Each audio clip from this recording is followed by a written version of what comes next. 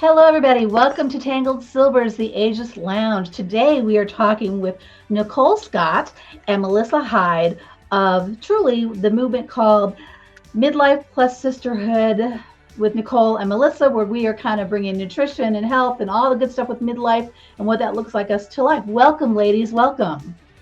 Thanks. Great to be here. We're excited to have you.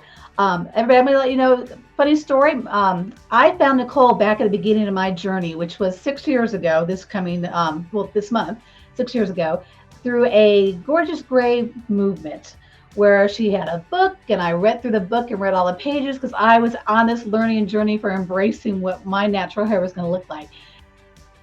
And it's been so fun to watch as her journey and kind of progressively gone on with it into midlife and supporting midlife women and what that all means for all of us between nutrition and fitness. And she and Melissa come together and created this really wonderful community that does just that. They offer a program that helps support you all around. And I just was excited to bring them on today so they can share a little bit of their wisdom with, some of the struggles we in midlife find, the releasing weight, the boosting energy, our gaining our confidence back. Oh, it looks like we lost Nicole there. But we'll keep going on and hopefully she'll jump back in. Probably just their batteries, I guess. Could be, or it could be Colorado. I'm in Colorado. It's a gray sky, and sometimes when the gray skies are out, the internet services can drop. So it could potentially be me as well. But we'll just go with this. But let's start with. I love to start with asking everybody, what does it mean? So Melissa, I'll ask you, what does it mean when I say I believe you're an ageless woman, or a beautiful representation of an ageless woman today? To me, that means that age is just a number, and it's quite irrelevant because it's about how you feel and the zest you have for life and just how you're living your life every single day. That's fabulous. I love watching you guys because when you show your videos and just your Facebook, you two are always full of life and energy, and I love that. Nicole, how about you? What does it mean to you when we say you're an ageless woman? Yeah, I think for me, it's just living your best life, no matter what size you are or what shape you are, throwing the scale away and just saying, I'm going to just show up as me authentically, whether that is, allowing your gray to come through. And the word that I like to use when I coach women is we're wanting to have the conversation around health span. So when you're getting into your 70s and when you're getting into your 80s, that you're thinking about your vitality in those decades, that you can still get off the toilet without any help. I told Melissa, I am not calling you because I won't get stuck on the toilet. You're not coming to rescue me. Right. Not on my watch. Oh my gosh, I find that's you guys sent Ashley an email, I think went out today, or maybe it was yesterday, where you were kind of pointing out what happens when you're in your 20s and I'm going to blank right now because I scanned through it, but it was like, your 80, what you do in your 50s leads to your 80s, but you do in your 20s leads to your 50s. Like all that stuff was really, really great because I don't think, again, when we're in those earlier 20s and 30s, we don't necessarily realize that some of the choices we're making really can affect us really long term. We'll never be that. And right? It's not going to happen to me. It won't be that way for me. So I really wanted to bring you ladies on because you have this program now that you're running that really takes a way to encompass all of a lot of the midlife questions in hand, right? Because when we hit midlife, there's, as much as we want to fight it, some of us struggle with weight gain. Some of us struggle with, slowing metabolisms. Fitness becomes harder. I've had 2 hip replacements, and I was just reminded, thanks to Facebook memories, that in 2016 I had both. I was like, both of them replaced with 6 months apart, one and done, and then the second one.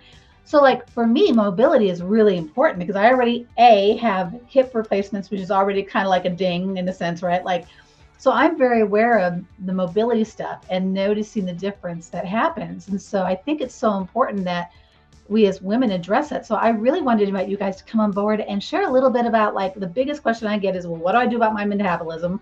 Why is it I can't seem to get rid of this weight no matter what I do? And I always ask, what are you exercising like you did in your 20s? Because like for me, what worked for me in my 20s certainly doesn't work any longer. Right. So I want you guys to kind of share some of that, to kind of, the big thing is the confidence factor, right? If we believe we are rocking it, we're going to send that message out to everybody around us. It's that mindset. But yet we can get stuck where that confidence level kind of gets shriveled up a little bit because we're getting caught up in all the little voices around us and things that are going on and the weight gain and stuff. So can you guys share some wisdom on like, I mean, you both have these great backgrounds, fitness with Melissa, nutrition with Nicole. Can you guys share a little bit about what it would look like in your opinions, what your program kind of looks like as well, but what like maybe some key things that the women listening to these try to incorporate into their daily lives right now? Yeah, sure, Joel. I'll start and you can add on to this, Nicole. That's a loaded question, Robin, Wow. but And what I know to be true from my own experience and from literally all the women that we worked with is that this sudden weight gain is all encompassing. And when a woman has gained this weight, it becomes her number one focus. And sadly, she blames herself. I am not exercising enough or the right things. She goes into calorie deprivation, beating herself up, that she had a donut or 2 desserts and things like that. And when she feels like she's doing all the things to try to lose that weight and it's not happening, her confidence really takes a hit. And that impacts every area of her life. It impacts how she feels when she wakes up in the morning. That first thought is, oh gosh, what am I going to wear? Because nothing fits. It impacts relationships. She doesn't want to go to social events anymore because she doesn't feel good in her skin and what she sees in the mirror. It can impact relationships with your partner because you're embarrassed and no longer feel sexy. So it is the number one concern and not complaint, but for lack of better words, for women when that happens and they feel like they no longer have control over their body. They don't recognize who they see in the mirror. The good news is there's so much that can be done. The problem is there's not a lot of education out there for women, or there's too much that they don't even know what's right and what they should be doing, right? And that's why Nicole and I are so passionate about what we're doing is we just want to shout it from the rooftops, like, don't give up hope. We can help you. You can lose that weight. You can get your confidence back. You just have to do things differently than you did when you were in your 20s and your 30s, like you said, Robin, because we are different. And here's the crazy thing. As women, most of us were set up for failure. And what do I mean by that? We've been led to believe that our worth is tied to a certain size of pants or a number on the scale. We have been led to believe that dieting, like calorie restriction, is the be all end all. And as a result, we've deprived our body over the years of important nutrients. And we have been led to believe that exercise is almost punishment. Well, if I eat this, then I have to do this. It's okay if I ate that, I'll burn it off later. And it's just been this horrible roller coaster of gain some weight, go crazy, deprive yourself, exercise like crazy, lose the weight, gain it back again, and around you go. And then as you get to our age, you're like, it's not working anymore. What's wrong with me? Mhm. So that is our mission, is to help women lose that weight. But that's actually just a small part of what happens. Magic happens as well, and they regain their confidence. And we know when we can help women with that, their world changes and everyone in their world benefits as well. So women are so powerful when they're feeling confident and good in their bodies. So.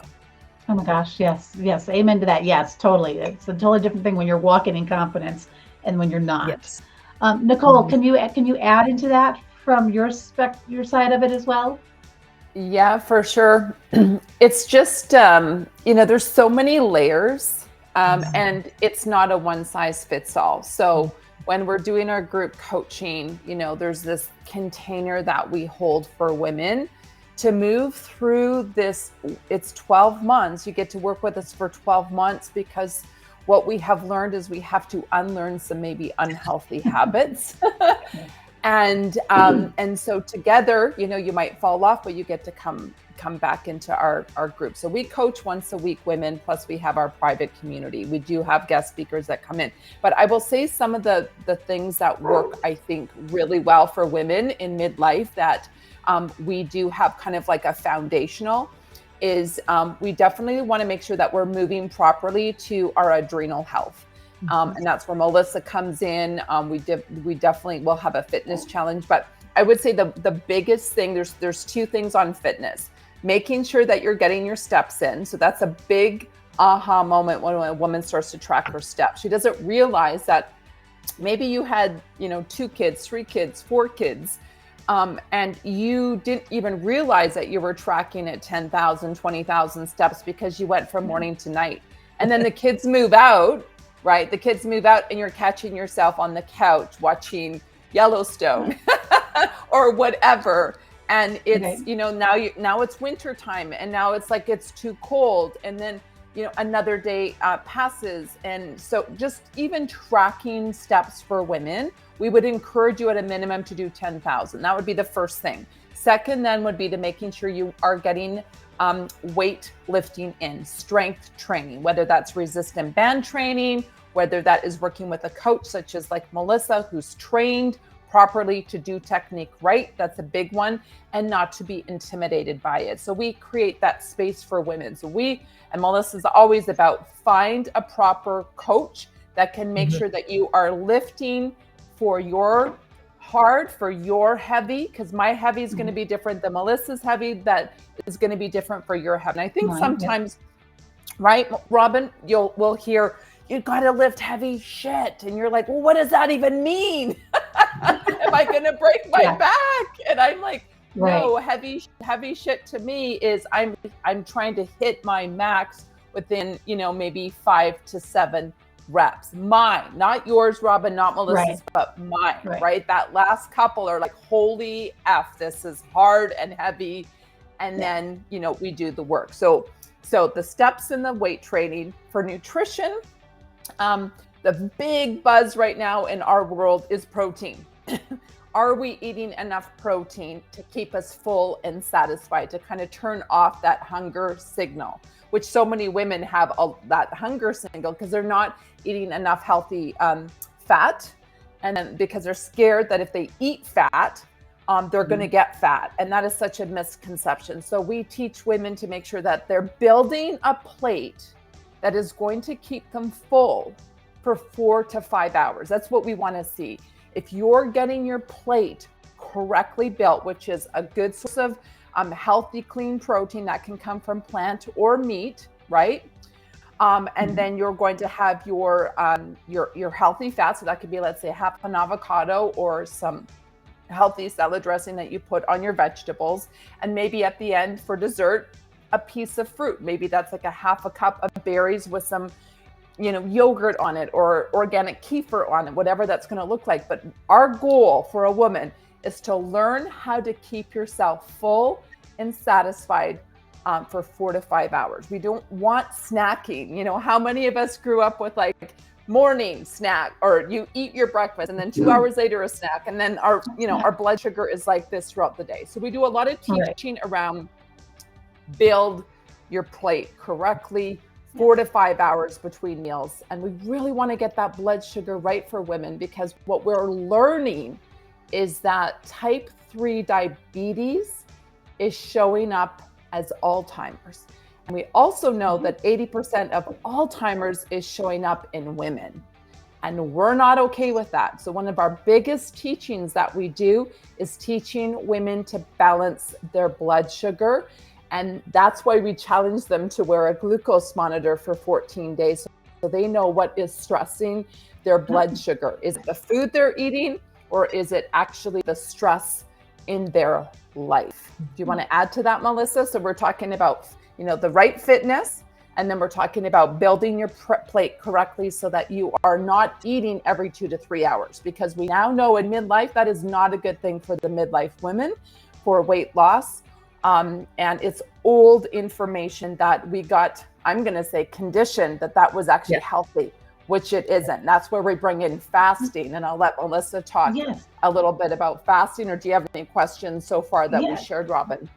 No, I was going to say you're spot on with the whole, like, we're programmed to think, oh, we're supposed to eat every 2 to 3 hours. I do not eat every 2 to 3 hours. I am not somebody who's hungry every 2 to 3 hours.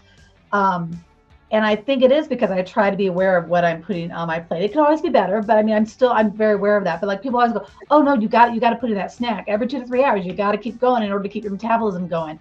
So there is so much that, like, maybe that was the case, in my youth, maybe. I mean, I was that kid that didn't have to, I could eat whatever I wanted and didn't put weight on until I hit like 40. And then all of a sudden that metabolism went away. But it really is a matter of, like, there's so much out there. Somebody says fast, somebody says eat every 2 to 3 hours.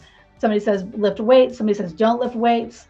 There's all sorts of crazy stuff out there. When you're in the middle of it and trying to figure out what's going to work for you, it's hard because everybody has these different thoughts of what we're supposed to do.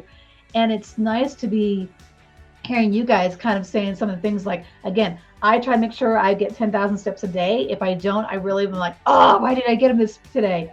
But I think that's really important. And again, we don't really recognize that. And there's so much out there. If a woman's goes to Facebook and says, want to lose weight, or we even just have a phone conversation, all of a sudden, all these different diet plans show up in your Facebook feed, right? So they are listening, and you have all these things show up, and it's confusing. It's really confusing. And I don't mean to sound this bad because I love men, but when a man is telling somebody, a midlife woman, how she should be moving or exercising or feeding her body, that's hard for me sometimes because I don't think they truly get that. Also, we're all very individual. So, like, again, like you said, the weights, what's my heavy weight is not going to be yours. And that's so important, that it's also keying in on our individualities and not beating ourselves up when, Lisa over here she's doing what I'm doing, but she's lost 10 pounds and I'm stuck at 2. Like, it's that whole thing of releasing some of that.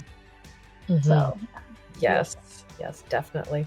And it's all so important to be doing all of it, yet it's so overwhelming, but it's also important. So as Nicole's saying, fill your plate so that you're getting the right nutrition to keep you full, but also to help you repair and recover from the exercise that we absolutely have to do to help us build muscle. So that's another thing that happens as people get older, probably from years of calorie deprivation, and then they start to slow down a little bit. Therefore, their calorie requirements, as far as their feeling, their hunger, starts to slow down, and then they're eating less, so they're doing less exercise, so they're building less muscle. And that is absolutely critical for good health long term, for the long game, as we say, because one of your factors in determining your quality of life long term is your thighs, your muscle mass, because you need your muscles, because that acts as what's called your glucose sink. So when you eat food, if you're not using it right away, your body has to put it somewhere. And the first place it looks at is your muscles. And if you don't have a lot of muscle mass, or you have an excess amount of body fat that's not allowing your muscles to function properly, then your body is so brilliant, right? But then it goes and finds other places to store this food that's now broken down into sugar. And guess where some of those places are? Your brain, your heart, not ideal places for this excess sugar. So we need to have the muscle mass for that, to help balance our blood sugar, as Nicole was saying. We need to have the muscle, because if you're doing exercise and strength training and building muscle, you're putting stress on your bones, which makes those bones stronger as well. So less chance of breaking if you fall. Hopefully you just bruise or bounce. And that will help keep rid of hospitals and surgery and. Like by the age of 70, what is the number? I believe it's, don't quote me on the percentage, but it's very high. Let's just say 60% of women who suffer a fracture at age 70 I think it's 50% actually, will not survive it. It's that serious. And like you said, when we're in our 20s and 30s, we're invincible. We'll never be that old. That's our mothers, our grandmothers. But we need to start doing stuff now, because change happens as early as 30, when we're still like super young. So it's so important. We have to do to fuel everything else too. Yeah. So like I mentioned, you ladies, I had my hips replaced. And I remember when I was 47, 48 at the time. They were like, "You're too young for your hips to replace." I'm like, it was hereditary for me. But it was like, again, I saw my mother have lots of hip replacements, but didn't think it was going to happen to me and didn't pay Right. enough attention to things that maybe I could have done a few things, maybe prolong it before. I mean, I think it was going to inevitably have to have it because of hereditary. My great grandmother had it as well. But Oh, wow. it is interesting to see just how we have to take care of our bodies. And what do you speak to when people say, there's a couple candid things, like they say, don't eat carbs, eat carbs. Like I will tell you, like if I eat carbs, I actually will lose weight on a day that I've been eating carbs versus if I cut carbs out totally, I stay just like stuck.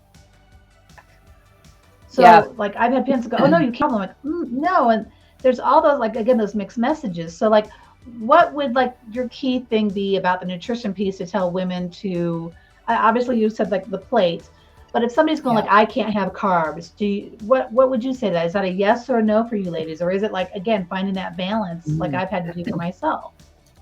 Okay, so I will answer this one, and Melissa, you can tap in because we're pretty passionate about the conversation about carbs. So first off, the number one question I would say, are you pooping once, twice, or 3 times a day?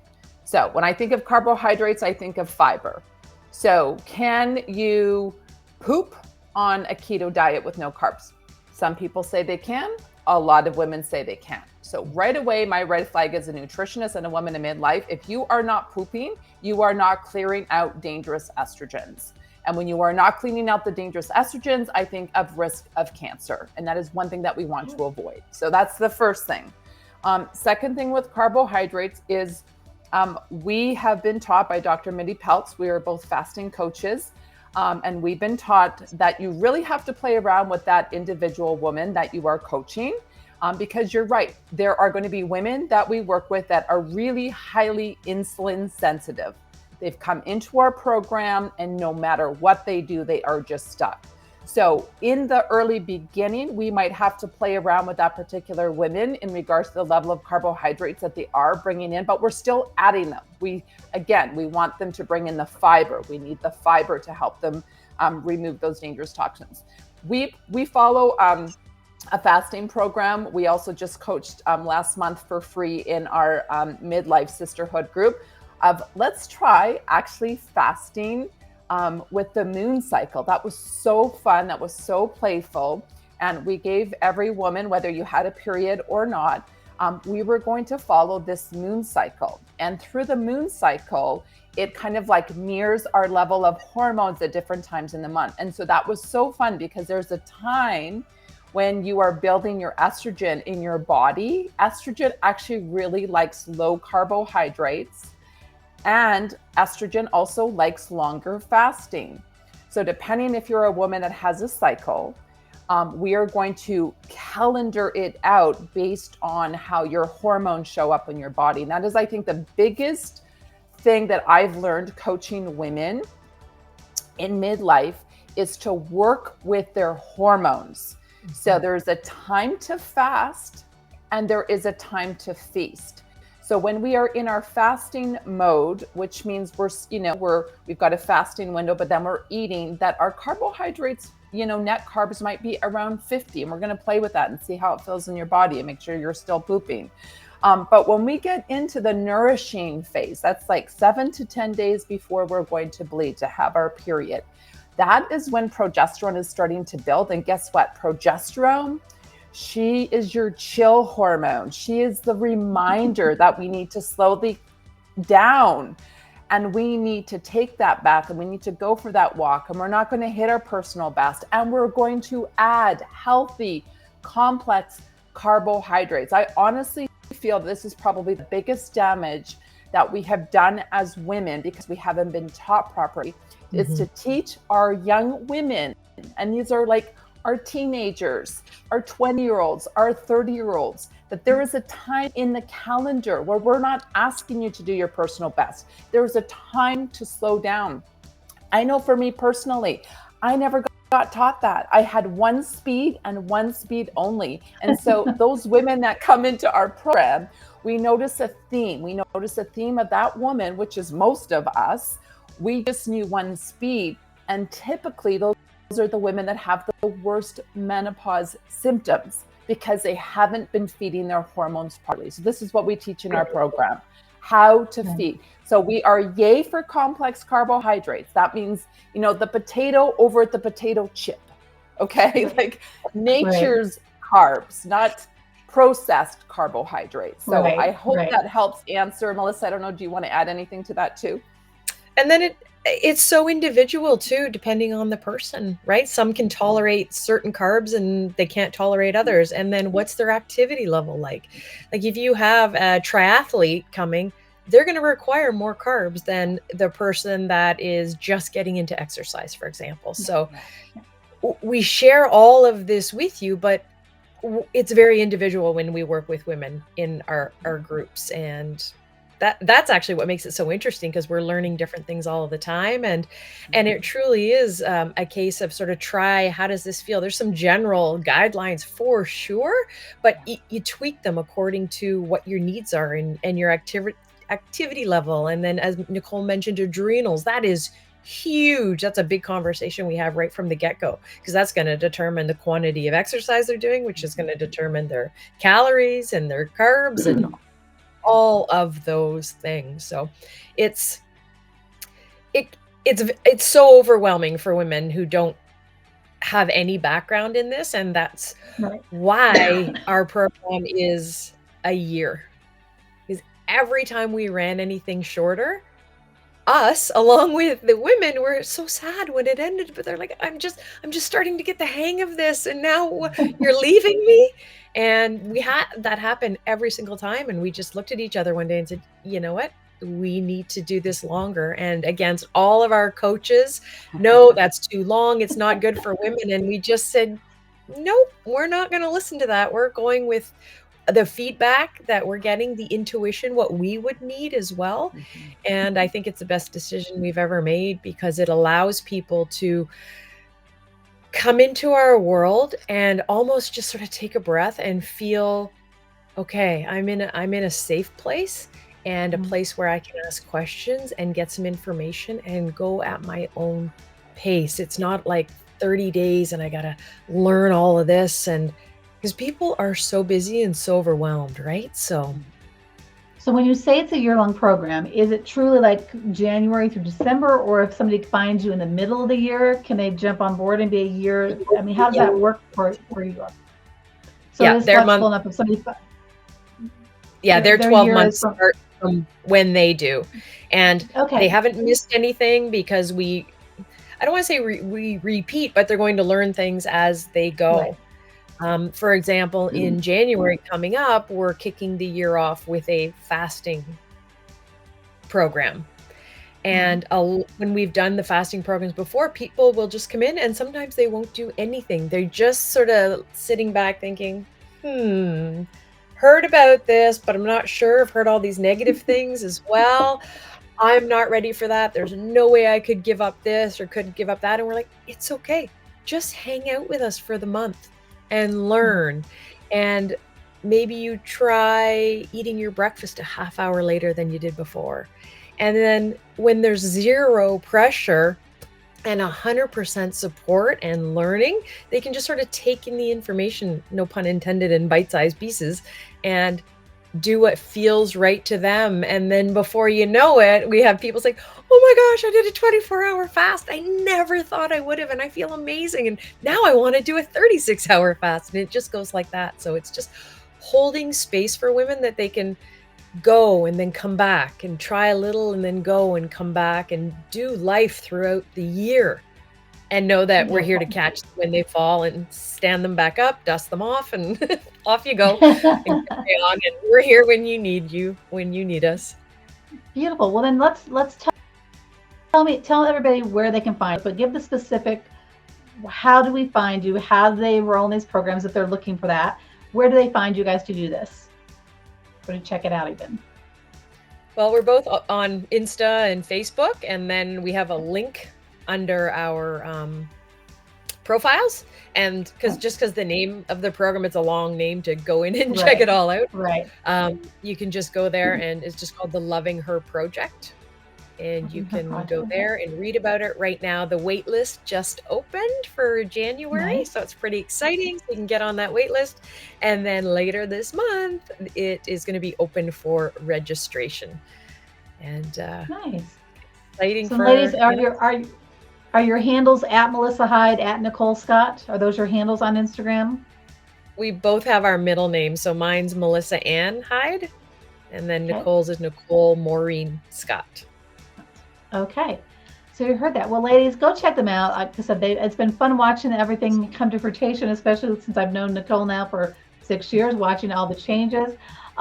These ladies are very full of lots of energy that will make you being like, okay, yeah, let's check this out, because we could all use this kind of assistance and help. And thank you, ladies, for coming on today and sharing a little bit of your wisdom with us to kind of help women rock their midlives, because I feel like that's what we need to be doing, and we need to own it and be proud of it and not be trying to struggle to stay young, but just understand how we can live our best lives going forward. So thank you, ladies, for joining me today.